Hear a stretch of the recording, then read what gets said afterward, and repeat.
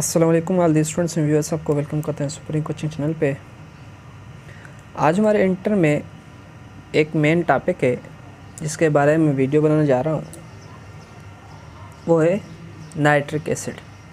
आज हम इंशाल्लाह प्रिपरेशन ऑफ नाइट्रिक एसिड करेंगे और उसके बाद हम कुछ लेक्चर्स जो हैं इनऑर्गेनिक केमिस्ट्री के अपलोड करेंगे। ऑर्गेनिक केमिस्ट्री मोस्टली कंप्लीट हो गया है और सिर्फ 9 चैप्टर के कुछ लेक्चर्स रहते हैं। ठीक, आज हम बात करेंगे प्रिपरेशन ऑफ नाइट्रिक एसिड। पहली बात कि preparation of nitric acid 2 methods में होता है, एक इंडस्ट्रियल मेथड्स, दूसरा लेबॉरेटरी मेथड। तो लेबॉरेटरी मेथड की पहले बात करेंगे, उसके बाद इंडस्ट्रियल मेथड की बात करेंगे। इससे पहले कुछ पॉइंट्स जो होते हैं नाइट्रिक एसिड्स के बारे में, उनका जिक्र करना मैं यहाँ पे चाहूँगा। बात ये है कि आप थोड़ा ध्यान दे दें, समझ लें, इनको अंडरस्टैंड कर लें कि नाइट्रिक एसिड पहले जो प्रिपेयर किया गया था उसने ग्लेबर ने प्रिपेयर किया था इन 1685 में। और किससे प्रिपेयर किया था इसने? Sulphuric acid and potassium nitrate को जब आपस में हीट किया, सल्फ्यूरिक एसिड के ऊपर, सल्फ्यूरिक एसिड किसके ऊपर? नाइट्रिक एसिड के ऊपर, और उसके बाद को थोड़ा सा हीट किया तो इसमें से हमें क्या मिलता? नाइट्रिक एसिड की प्रिपरेशन हो गई थी। तो ये पहले वाला मेथड्स थे जो अल्केमिस्ट, अर्ली अल्केमिस्ट जो थे, इसको यूज़ करते थे। किसको? नाइट्रिक एसिड को as a separation purpose. Separation purpose में कौन कौन सेपरेशन पर्पज़ में यूज़ करते थे कि जब गोल्ड और सिल्वर आपस में मिला हुआ होता था तो इनको आपस में सेपरेट करने के लिए ये नाइट्रिक एसिड यूज़ करते थे। अब नाइट्रिक एसिड क्यों यूज़ करते थे? क्योंकि ये जो हमारे पास सिल्वर होता था तो सिल्वर क्या होता था? नाइट्रिक एसिड के अंदर डिज़ोल्व हो जाता था, और गोल्ड इसके अंदर, गोल्ड सॉल्युबल नहीं है नाइट्रिक एसिड के अंदर, तो मीन्स वो डिज़ोल्व हो जाता था और हमें आप क्या सेपरेट करके मिलता था? गोल्ड जो है यूरेनियम हमें सेपरेट मिल जाता था। तो इसलिए इन लोगों ने नाइट्रिक एसिड को मेन इम्पॉर्टेंट कंपाउंड्स भी करार दिया था, और इसको एक और नाम से बोलते थे जिसका बोलते थे स्ट्रॉन्ग वाटर। नाइट्रिक एसिड को स्ट्रॉन्ग वाटर भी कहते थे। क्यों स्ट्रॉन्ग वाटर कहते हैं? क्योंकि इसको स्ट्रॉन्ग वाटर में इक्वा फोर्टिस, स्ट्रॉन्ग वाटर को इक्वा फोर्टिस भी बोलते हैं। स्ट्रॉन्ग वाटर भी बोल सकते हो, इक्वा फोर्टिस भी बोल सकते हो, क्योंकि यहाँ पे कुछ जो मेटल्स थे वो मेटल्स भी इसके अंदर क्या होते थे? नाइट्रिक एसिड उनको डिज़ोल्व कर देता था। तो मीन्स ये एक मेन कंपाउंड्स है और इसके बहुत सारे एडवांटेजेस हैं। आज जो हम इसकी प्रिपरेशन की पहली बात करेंगे, जो ग्लेबर ने बताया था प्रिपरेशन लेबॉरेटरी मेथड में, हम इसको अभी भी इस मेथड में प्रिपेयर करते हैं, और इंडस्ट्रियल मेथड में हम इसको ऑस्ट्रॉल मेथड में प्रिपेयर करते हैं। तो मैंने यहाँ पे लिख लिए हैं, तो आप इनको देख लें। फर्स्ट प्रिपेयर बाय ग्लेबर इन 1685 में इसको प्रिपेयर किया था। किस में से इसने प्रिपेयर किया था? सल्फ्यूरिक एसिड और नाइट्रिक एसिड को जब दोनों को आपस में हीट किया था तो यहाँ पे नाइट्रिक एसिड प्रिपेयर होता है। अब ये जो इसका रिएक्शन से, ये मैं रिएक्शन आपको यहाँ पे समझा देता हूँ। आप क्या लिखें? Potassium nitrate KNO3 plus sulphuric acid H2SO4। जैसे ही इनको आपस में क्या किया गया? हीट किया गया। हीट करने के बाद हमारे पास क्या मिलता है? Nitric acid and plus potassium hydrogen nitrate, potassium hydrogen sulphate, potassium hydrogen sulphates बन जाता है। तो इस मेथड में इसकी प्रिपरेशन किया गया था। ये जो प्रिपरेशन, इसको हम लेबॉरेटरी प्रिपरेशन मेथड भी बोलते हैं। इसमें से हम लेबॉरेटरी में इसको प्रिपेयर करते हैं, उसकी बाद में बात करेंगे। और alchemist use it for the separating purpose. अब यहाँ पे ये जो पॉइंट्स है, इसको किस मेथड में अल्केमिस्ट सेपरेटिंग पर्पस के लिए यूज़ करते थे? ये सेपरेट करते थे गोल्ड फ्रॉम सिल्वर। गोल्ड को किससे सेपरेट करते? फ्रॉम सिल्वर से। अब किस मेथड में, मैं आपको यहाँ पे समझा देता हूँ। फॉर एग्जांपल, अगर यहाँ पे ये मुझे कोई भी एक सॉलिड सब्सटेंस मिल गया है जिसमें मुझे इसमें कंसंट्रेशन ऑफ गोल्ड भी है और सिल्वर भी है, दोनों हैं, ठीक है। अब सिल्वर एंड यूरेनियम दोनों मौजूद हैं, तो मैं क्या करता हूँ? इनको एक सब्सटेंस में रख लेता हूँ। इसके बाद इन दोनों के ऊपर मैं करता हूँ नाइट्रिक एसिड के अंदर दोनों को डाल देता हूँ। अब जैसे ही नाइट्रिक एसिड अंदर पोर्ड की, तो मीन्स के अंदर नाइट्रिक एसिड डाल दिया। नाइट्रिक एसिड क्या करता है? यहाँ पे जो सिल्वर होता है, सिल्वर नाइट्रिक एसिड अंदर क्या होता है? डिज़ोल्व हो जाता है, और जो यूरेनियम है, गोल्ड है, ये अनडिज़ोल्व, ये डिज़ोल्व नहीं होता। तो हमें क्या यूरेनियम अलग होकर मिल जाता है। तो उसके बाद इसको सिल्वर किसमें सॉल्यूबल हो गया और यूरेनियम अनसॉल्यूबल है, तो मीन्स ये डिजॉल्व नहीं होगा, तो हमें इजीली गोल्ड को सेपरेट करते हैं फ्रॉम सिल्वर। और भी बहुत सारे कंपाउंड्स हैं जैसे मेटल्स हैं, वो भी नाइट्रिक एसिड के अंदर डिजॉल्व हो जाते हैं, ठीक। और उसके बाद नाइट्रिक एसिड को एक और नाम से भी बुलाया जाता है जिसको हम बोलते हैं एक्वा फोर्टिस, और आप इसको स्ट्रॉन्ग वाटर भी बोल सकते हैं। क्या बोल सकते हैं? स्ट्रॉन्ग वाटर भी बोल सकते हैं। अब हम बात करेंगे लेबोरेटरी प्रिपरेशन मेथड की, उसके बाद इंडस्ट्रियल प्रिपरेशन मेथड्स की। लैब प्रिपरेशन मेथड इसका क्या है कि नाइट्रिक एसिड को प्रिपेयर किया जाता है किससे? पोटाशियम नाइट्रेट को रिएक्ट करते हैं सल्फ्यूरिक एसिड के साथ। जब इसको हीट किया जाता है तो हीट करते ही यहाँ पे हमारे पास potassium, hydrogen, sulphate and nitric acid prepare हो जाता है। तो मीन्स ये इसका लेबोरेटरी प्रिपरेशन मेथड है। इसमें से हम इजीली इस मेथड में हम इसको प्रिपेयर कर सकते हैं इन लेबोरेटरी, इसका कोई फर्दर डिटेल नहीं है। अब हम बात करेंगे इंडस्ट्रियल प्रिपरेशन मेथड की। और इसमें आपको एक बात बताऊं कि यहाँ पे जो लेबोरेटरी में प्रिपेयर करते हैं और किसी भी मेथड में प्रिपेयर करते हैं, तो हमें जो एपार्टस होते हैं वो कौन से यूज़ करने चाहिए। अब यहाँ पे ये बात आ जाता है तो हमें एपार्टस कौन से यूज़ करने चाहिए। बहुत सारे एपार्टस रबर्स की भी होते हैं और क्रॉक्स की भी होते हैं, प्लास्टिक्स भी होते हैं, बहुत सारे और भी मटेरियल्स होते हैं। मगर याद रखना कि हमें जो एपार्टस यूज़ करने चाहिए वो कौन से होने चाहिए? गिलास एपार्टस होने चाहिए। अदरवाइज़ दूसरे जो होंगे वो क्या होगा, नाइट्रिक एसिड प्रिपेयर होते ही उनके ऊपर रैपिडली अटैक करेगा, तो वो जो कार्क्स होंगे या रबर्स वगैरह होंगे और भी मटेरियल्स जो होंगे वो क्या होगा, डिस्ट्रॉय हो जाएंगे। तो इसलिए हमें गिलास मटेरियल्स सारे यूज़ करने चाहिए। इंडस्ट्रियल मेथड जिसे हम क्या बोलते हैं, ऑस्ट्रल मेथड। ऑस्ट्रल मेथड में हम नाइट्रिक एसिड को किससे प्रिपेयर करते हैं? From oxidation of ammonia, from oxidation of ammonia. इसके बारे में हमने कल भी बात किया था जब यूजेस ऑफ अमोनिया पढ़ रहे थे, तो हमने बोला प्रिपरेशन ऑफ नाइट्रिक एसिड भी हम किससे करते हैं? अमोनिया से करते हैं। आज वही बात करनी है हमें। तो फ्रॉम ऑक्सीडेशन ऑफ अमोनिया के 3 स्टेप्स होते हैं। ये 3 स्टेप्स आपको अगर समझ में आ गए तो बिल्कुल ये आप लोगों के लिए ईजी हो जाएगा समझने के लिए। अब इसके 3 स्टेप्स कौन कौन से हैं? पहला स्टेप्स तो क्या है इसका? ऑक्सीडेशन प्रोसेस है, ऑक्सीडेशन ऑफ अमोनिया, ठीक है। आप ये बात याद रखना, पहला जो मेथड स्टेप है वो क्या है? Oxidation of ammonia. Oxidation ammonia में अपन नाइट्रिक ऑक्साइड मिल जाएगा, नाइट्रिक ऑक्साइड। जैसे ही नाइट्रिक ऑक्साइड मिलता है उसके बाद हम फर्दर इसको ऑक्सीडेशन चेंबर से पास करते हैं, तो ये फर्दर ऑक्सीडाइज होता है जिसमें नाइट्रोजन डाइऑक्साइड या नाइट्रोजन परऑक्साइड आप बोल सकते हैं, हमें वो प्रिपेयर होकर मिल जाता है। उसके बाद इसके थर्ड स्टेप में क्या करते हैं? जो नाइट्रिक ऑक्साइड को हमने क्या किया था? नाइट्रोजन डाइऑक्साइड्स में चेंज किया था। उसके बाद नाइट्रोजन डाइऑक्साइड्स को हम किसके अंदर? एब्जॉर्बिंग जो टावर होता है उसके अंदर पास करते हैं, तो ये किस में जो होता है? नाइट्रिक एसिड के अंदर प्रिपेयर हो जाता है। अब यहाँ पे जो नाइट्रिक एसिड प्रिपेयर होता है वो अप्रॉक्सीमेटली 68% प्योर होता है। तो फर्दर हम इसको सल्फ्यूरिक एसिड के वेपर्स में से पास करते हैं। जैसे ही हम सल्फ्यूरिक एसिड के वेपर्स में से हम इसको पास करेंगे तो ये यहाँ पे हमें जो मिलता है वो 98% अप्रॉक्सीमेटली कंसनट्रेटेड नाइट्रिक एसिड हमें प्रिपेयर होकर मिल जाता है। तो हम अभी इनके स्टेप बाय स्टेप बात करेंगे। स्टोर मेथड किस तरीके से हम किस तरीके से यूज़ करते हैं, किस मेथड में प्रिपेयर हो जाता है, तो फर्दर कंटिन्यू करते हैं। ये आपके सामने मैंने 3 स्टेप्स के नाम भी लिख लिए हैं, आप इनको समझ लें। स्टेप नंबर फर्स्ट क्या है? Oxidation of ammonia to nitric oxide. Step number 2 क्या है? Oxidation of nitric oxide to nitrogen peroxide. और स्टेप नंबर 3 क्या है? Formation of nitric acid from nitrogen peroxide. Oxidation of ammonia के स्टेप्स बाय स्टेप जिक्र करेंगे, इसमें किस मेथड्स में वो किस तरीके से प्रिपेयर किया जाता है, तो आप इसको समझ लें। Step number first, oxidation of ammonia to nitric oxide.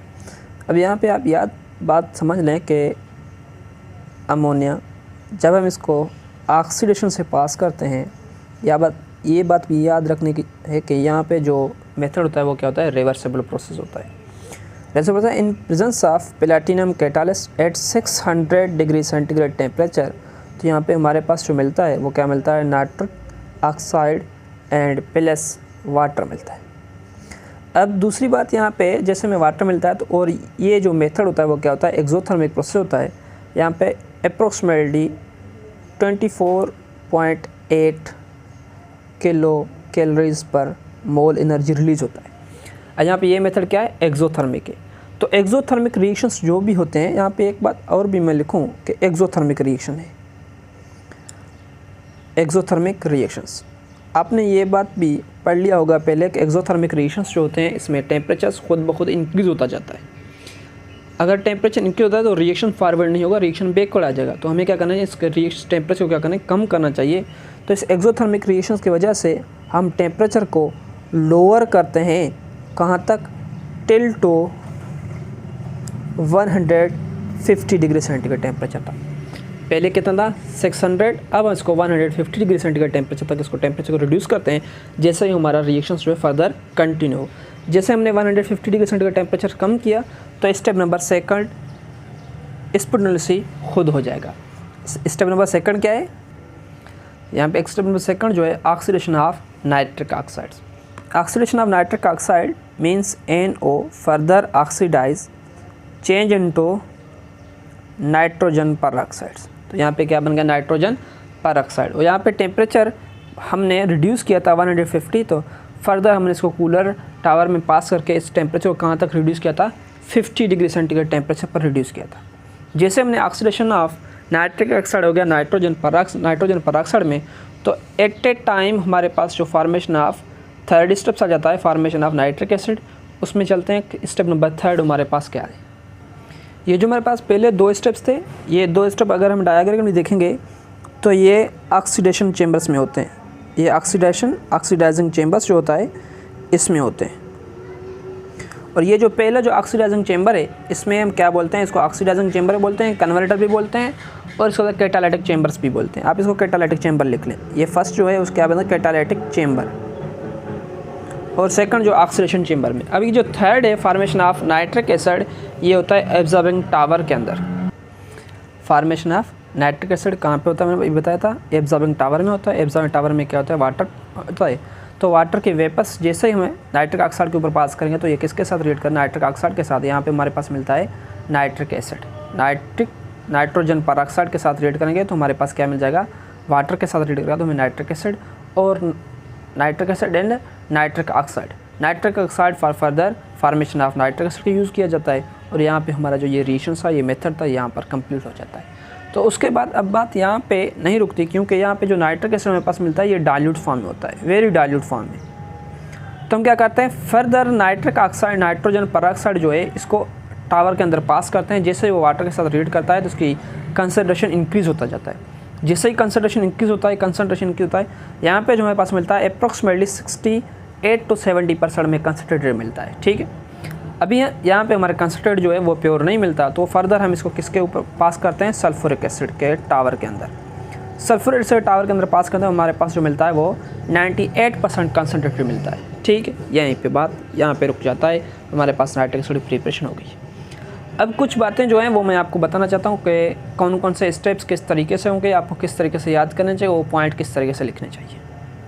बहुत सारे स्टूडेंट्स ऐसे भी हैं जिनको कुछ बातें समझ में नहीं आते हैं। जैसे हमारे बुक में एक पॉइंट लिखा हुआ है कि फर्स्ट स्टेप में अमोनिया कन्वर्ट होता है किसके अंदर, नाइट्रिक ऑक्साइड के अंदर।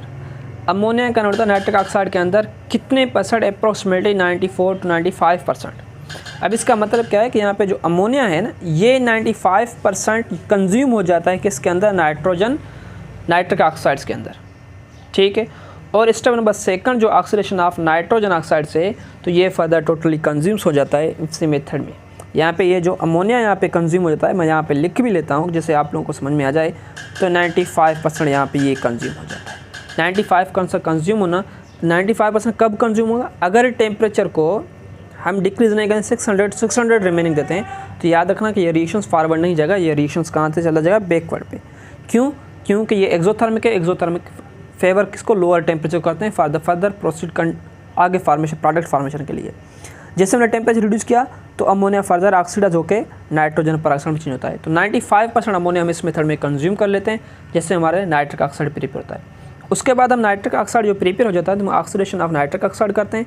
तो एट 50 डिग्री सेंटीग्रेड टेम्परेचर पे तो ये नाइट्रोजन परऑक्साइड में चेंज होता है। अब लास्ट स्टेप जो है formation of nitric acid absorption tower में होता है।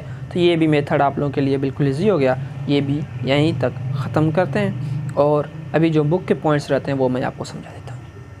नाइट्रिक एसिड प्रिपरेशन का मेथड तो मैंने आप लोगों को पहले बताया था, कुछ पॉइंट्स जो थे इंटर बुक में नहीं है, मैट्रिक बुक में आपको मिलेंगे, वो भी मैंने आपको बताए थे। अभी नाइट्रिक एसिड प्रिपरेशन हमारे पास जो इंडस्ट्रियल मेथड यहाँ पे होता है और लेबॉरेटरी मेथड की यहाँ पे जिक्र भी नहीं होता। लेबॉरेटरी मेथड मैंने आपको पहले बताया कि इस मेथड में किया जाता है। अब यहाँ पे इसके डायाग्राम आपको दिखाऊं तो डायाग्राम से आप लोगों को कुछ पॉइंट्स भी क्लियर हो जाएंगे। पहले हम यहाँ पे पढ़ते हैं, उसके बाद हम डायाग्राम पे चलेंगे। Nitric acid is prepared commercially means industrially by the oxidation of the ammonia bye astral method. This method oxidizes to nitrogen oxides in the presence of platinum catalyst at 600 degree centigrade temperature. Further nitric oxide combines होता है oxygen के साथ nitrogen peroxide और उसके बाद ये dissolve होता है वाटर के अंदर, हमारे पास प्रोड्यूस करता है नाइट्रिक एसिड। ये इसके स्टेप्स हैं, मेथड्स हैं, ये आपको समझने चाहिए। अब यहाँ पे अमोनिया, हाँ मैंने एक बात आपको नहीं बताया क्योंकि बैलेंसिंग ऑफ केमिकल इक्वेशन मैंने वहाँ पे नहीं किया, तो बराए मेहरबानी ये मत समझिए कि सर आपको बैलेंस का ऑफ केमिकल इक्वेशन नहीं आता। मैंने आप इसके वीडियो पे अपलोड भी किया है, बार बार बोलने से नहीं है। तो आप यहाँ पे ये बुक में इसके रिएक्शंस, पहले रिएक्शंस लिख लें, उसके बाद बैलेंस ऑफ केमिकल इक्वेशन में कोई भी दिक्कत आप लोगों को फील नहीं होगी। यहाँ पे क्या है हमारे पास नाइट्रिक अमोनिया को ऑक्सीडेशन चैम्बर्स में कैटालिक चैम्बर भी बोल सकते हैं और प्लैटिनम कैटालिस्ट है और 600 डिग्री सेंटीग्रेड टेम्परेचर है। नाइट्रिक ऑक्साइड मिलता है और वाटर एक्सोथर्मिक रिएक्शन है 24.8 किलो कैलोरीज पर मोल एनर्जी रिलीज होता है। ठीक है, उसके बाद अगर नाइट्रिक ऑक्साइड को ऑक्सीडेशन चैम्बर से पास करते हैं वो नाइट्रोजन परऑक्साइड में चेंज होता है। नाइट्रोजन परऑक्साइड को हम एब्जॉर्बिंग टावर में वाटर के अंदर डिजॉल्व होता है तो nitric acid and nitric oxides बन जाता है। अब इसके प्रोसेस के डिटेल में स्टेप नंबर फर्स्ट जो है ऑक्सीडेशन ऑफ अमोनिया है और स्टेप नंबर सेकंड जो है ऑक्सीडेशन ऑफ नाइट्रिक ऑक्साइड है और स्टेप नंबर थर्ड जो है फॉर्मेशन ऑफ नाइट्रिक एसिड। ठीक है, ये 3 स्टेप्स हैं। स्टेप नंबर पहले की बात करते हैं।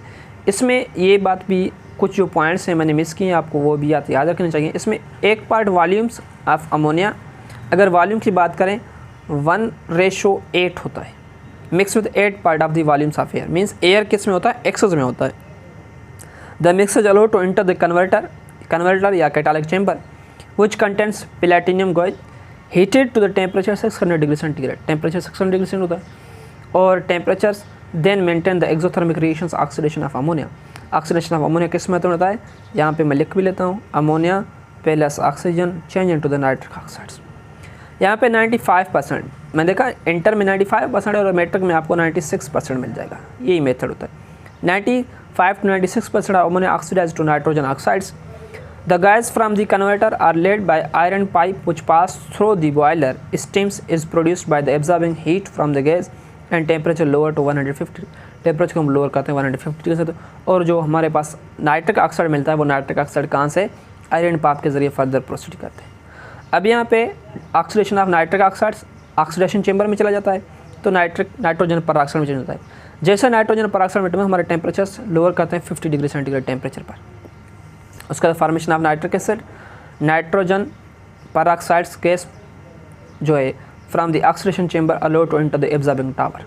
जैसे कि एब्जॉर्बिंग टावर में चला जाता है तो हमारे पास स्प्रे वाटर के होता है, वहाँ से हमारे पास वाटर मिल जाता है, इसको एब्जॉर्ब करता है, एब्जॉर्ब करते ही नाइट्रिक एसिड में चेंज होता है। तो यहाँ पे हमारे पास जो नाइट्रिक एसिड बन जाता है तो नाइट्रिक एसिड वेरी डाइल्यूट होता है, ये बात याद रखना। उसके बाद उसको क्या करते हैं, रिसाइकल करते हैं तो नाइट्रोजन डाइऑक्साइड्स फर्दर इसके अंदर कंज्यूम होता रहता है तो हमारे पास सेचुरेशन पॉइंट्स ऑब्टेन होता है, जिसमें हमारे पास का सेचुरेशन पॉइंट्स जो है 68% है। अगर फर्दर में कंसनट्रेट चाहिए तो हम इसको क्या करते हैं, सल्फ्यूरिक एसिड के अंदर पास करते हैं। सल्फ्यूरिक एसिड के अंदर जो नाइट्रिक एसिड है वो 98% कंसनट्रेटेड मिलता है। ठीक है, अब इसका जो डायग्राम है वो आपको समझाता हूँ। ये आपके सामने डायग्राम है 1 वॉल्यूम्स एंड 9 वॉल्यूम। अब कुछ पॉइंट्स जो है वहाँ पे 1 वॉल्यूम 8 वॉल्यूम, यहाँ पे 1 वॉल्यूम 9 वॉल्यूम 8 वॉल्यूम ऐसा एयर होता है। यहाँ पे टेम्परेचर 500 डिग्री सेंटीग्रेड, यहाँ पे टेम्परेचर 600 डिग्री सेंटीग्रेड होना चाहिए। और अब अगर आप मैट्रिक की बुक उठाएंगे तो यहाँ पे 500 है तो वहाँ पे आपको 700 मिलेगा। अगर रिएक्शंस की बात करें वहाँ पे आपको 600 मिलेगा। ये बाय चांस थोड़े मिस प्रिंटिंग हो जाती है। ठीक है, फर्दर हम इसको कंटिन्यू करते हैं। यहाँ पे टेम्परेचर्स पहले तो इंक्रीज होता है 550 डिग्री सेंटीग्रेड टेम्परेचर, उसके बाद टेम्परेचर रिड्यूस करते हैं यहाँ पे 150 तक। 150 के बाद हम इसको 50 डिग्री सेंटीग्रेड टेम्परेचर रिड्यूस करते हैं। तो यहाँ पे 50 डिग्री सेंटीग्रेड रिड्यूस करते हैं हमारे पास क्या मिलता है, नाइट्रोजन परऑक्साइड मिलता है। अगर फर्दर हम इसको किसके अंदर, वाटर टावर्स के अंदर पास करते हैं तो वाटर टावर के अंदर हमारे पास नाइट्रिक एसिड मिलता है। अगर हम इस सल्फ्यूरिक एसिड के टावर के अंदर इसको फर्दर कंटिन्यू करेंगे तो हमारे पास जो यहाँ पे प्रिपेयर होगा वो हमारे पास कौन सा होगा, कंसनट्रेटेड नाइट्रिक एसिड प्रिपेयर होगा। यहीं तक था। और उसके बाद बात करते हैं इसके फिजिकल प्रॉपर्टीज़ की। फिजिकल प्रॉपर्टीज़ के कौन कौन से physical properties of nitric acid, ये क्या होता है, इन प्योर स्टेट ये क्या होता है, कलरलेस फ्यूमिंग लिक्विड्स होता है। इसका स्मेल जो होता है वो चॉकिंग स्मेल होता है। सोर इन टेस्ट होता है, क्योंकि एसिड है तो सोर टेस्ट होगा। 83 डिग्री सेंटीग्रेड का बॉइलिंग पॉइंट्स हो और इसका फ्रीजिंग पॉइंट -141.6 डिग्री सेंटीग्रेड होता है। और इसके बाद इन मार्केट्स में ये अवेलेबल होता है डिफरेंट फॉर्म से। इसके मोस्टली हमारे पास जो 3 फॉर्म्स होते हैं मार्केट में, एक ऑर्डिनरी नाइट्रिक एसिड होता है, दूसरा कंसंट्रेटेड नाइट्रिक एसिड होता है, थर्ड फ्यूमिंग नाइट्रिक एसिड होता है। अब ये आपस में जो ऑर्डिनरी कंसंट्रेटेड नाइट्रिक एसिड है, कंसंट्रेटेड नाइट्रिक एसिड और फ्यूमिंग नाइट्रिक एसिड आपस में डिफरेंस किस बेस में, ये आप में कंसंट्रेशन के बेस में डिफरेंस है। अगर 65% नाइट्रिक एसिड होगा तो ऑर्डिनरी, अगर कंसंट्रेटेड अभी मैंने बात किया 98%। अगर फ्यूमिंग की बात करें तो वो फ्यूमिंग सल्फ्यूरिक एसिड फ्यूमिंग ही होता है, इस पर नाइट्रिक एसिड उसकी कोई कंसंट प्योरिटी की बात नहीं होगी। यहाँ पे 65% नाइट्रिक एसिड है, इसकी जो डेंसिटी है अबाउट 1.4 ग्राम्स पर लीटर होता है। उसके बाद कंसंट्रेट की बात करें, उसकी कंसंट्रेट की डेंसिटी होता है 1.51 ग्राम पर लीटर होता है। और fuming sulphuric acid dissolve oxides of nitrogen peroxides, nitrogen peroxides के इसका ये रेडिश येलो लिक्विड्स होता है। उसके बाद इसके स्ट्रक्चर की बात करें, स्ट्रक्चर इसके 2 स्टेप्स में होता है, एक तो वेपर स्टेट्स में होता है और दूसरा जो स्ट्रक्चर है इसका नाइट्रिक एसिड सॉलिड स्टेट में। अगर वेपर स्टेट की बात करें तो यहाँ पे वेपर स्टेट में एक्सपेंड होता है और सॉलिड स्टेट में कॉन्टैक्ट होता है। तो इसमें कोई भी डिफरेंस नहीं है, आप समझ लें, आपको बिल्कुल भी इजी लगेगा। पहले आपको नाइट्रिक एसिड का मैं स्ट्रक्चर समझाऊँ, नाइट्रिक एसिड होता किस मेथड में।